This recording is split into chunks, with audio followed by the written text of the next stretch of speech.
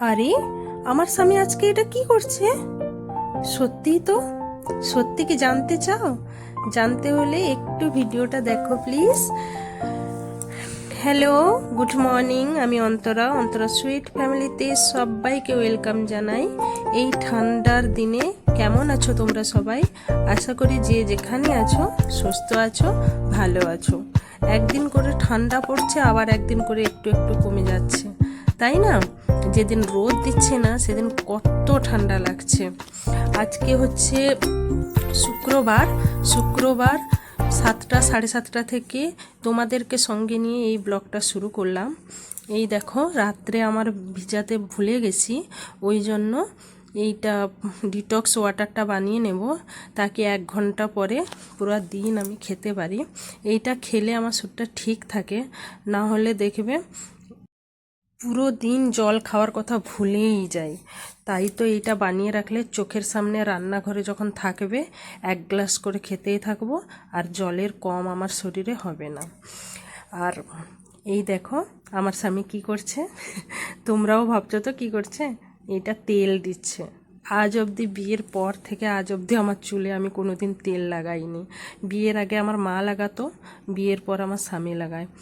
আজকেই শ্যাম্পু করব, দেখবে কালকে ও মনে করে তেল লাগিয়ে দেবে। আমাকে শ্যাম্পু চুল রাখতেই দেয় না, বলে শ্যাম্পু চুল রাখলে যেন চুল বেশি ঝরে, তেল মালিশ করিয়ে দিলে চুল কম ঝরবে। কিন্তু কি বলে তো, আমরা বাইরে থাকি, জল চেঞ্জ হয় তো চুল তো প্রত্যেক দিনই ঝরে। এইটা কন্ট্রোল করা যাবে না। তোমরা যদি কেউ কিছু জেনে থাকো আমাকে একটু শেয়ার করো তো, কিভাবে চুলটা ঝরানো কমাবো। কেননা বাইরে জলে এত আয়রন থাকে, প্রত্যেক দিন চুলটা ঝরবে। এই দেখো আমার তেল লাগিয়ে দিয়েছে, এবার চুলটা তুলে উঠে নেব। আজকে তো আর চুল ভেজাবো না, দিয়ে চান করব, চান করে পুজোতে আসব। সকালেই ব্রেকফাস্টটা করে নিয়েছি, ও নাইট ডিউটি ছিল, 5:30 6টা সময় এসছে, 5:40 মতো হবে তখনই বাড়িতে এসছে। তখন আমরা দুজনেই ব্রেকফাস্টটা করেছিলাম, তারপরে বাচ্চারা উঠতে ওদেরকে দিয়েছি। এই চান করে পুজো পাঠ হয়ে গেছে।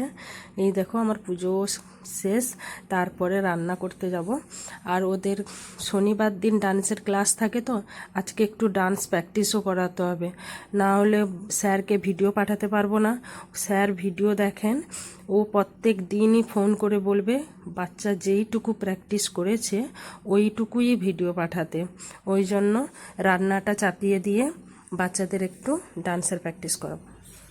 हस्त मुद्रा पटाक त्रिपताक अर्ध पटाक कर्करी मुख मयूर अर्धचंद्र अराल शुकटुंड मुष्टि शिखर अंजलि कपूत कड़कड़ स्वस्तिका दोलहस्तो। हम दोनों कथक प्रणाम कर रहे हैं।